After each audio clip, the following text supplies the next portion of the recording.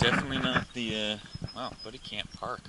Definitely not the GT350 I want to be shooting a video of. But still an impressive fucking car.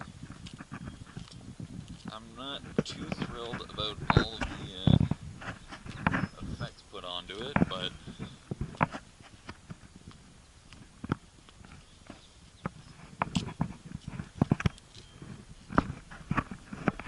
fucking,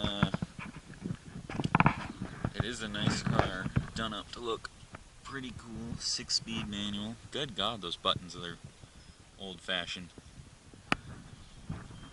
Looks like something out of the 90s. Fucking, look at the size of those brakes.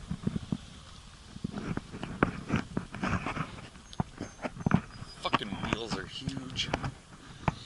But, yeah, the GT350 is definitely an impressive fucking namesake.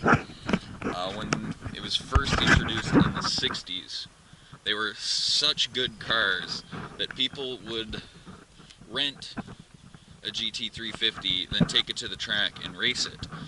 And eventually, Shelby caught on and realized people were doing this. So they made you sign a contract saying you wouldn't race the car, and they would check the odometers and all that shit to make sure you didn't. So what people started to do is they would rent the GT350, take the engine out of it, put it into their car, and then they would go and race using the engine. And then at the end of the day, they'd take the engine back out, put it back into the car, and return the car with only a couple miles on the odometer. As you can see, it's fucking burning.